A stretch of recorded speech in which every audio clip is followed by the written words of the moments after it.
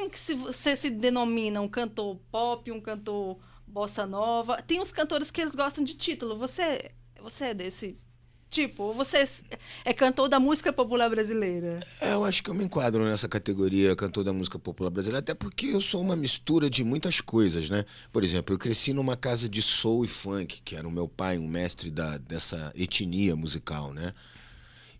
Mas eu era um jovem que nos anos 80 se apaixonou pelo Legião Urbana, pelo Barão Vermelho, que é meus heróis até hoje, Paralamas do Sucesso, enfim, o traje, tudo mais que rolou, que foi riquíssimo nos anos 80, né?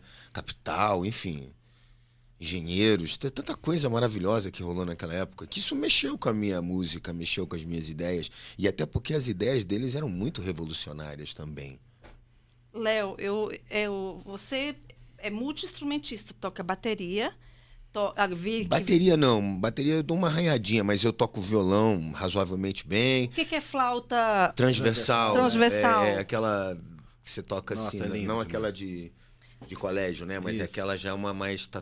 Bocadura mais. Cara, É, tem Caramba. que ter uma sensibilidade, né? E eu vi uma entrevista, eu vi todas as entrevistas suas. Há muito que tempo legal. eu vejo, já vi várias vezes. E do seu pai, eu já vi também muita coisa. Eu vi uma entrevista do seu pai que ele fala assim, que o músico, que o artista que canta, ele, para ser bom, ele tem que tocar algum instrumento. Para você também é assim? Você pensa assim? Totalmente. Tanto que a minha educação musical, quem me deu foi meu pai, já foi baseado nisso. Assim, por exemplo, eu sou de uma época que a afinação do instrumento era um diapasão, um ferrinho que você batia e colocava no ouvido. Outra malandragem do meu pai era pegar o telefone e o aquilo era em lá.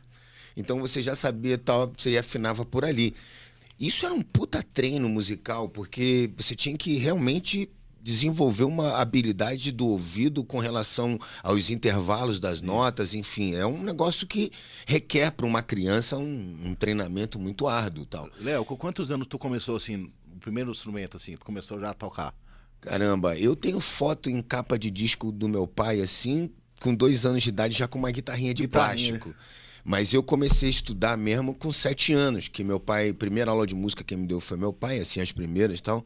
Meu Do pai violão mesmo? Não, meu pai me deu uma vassoura, mandou eu varrer toda a sede, mandou eu varrer toda a sede da banda Vitória Régia, porque ele disse que a primeira aula tinha que ser de humildade. Humildade. Que se eu quisesse aprender música mesmo, de verdade, eu tinha que ser humilde.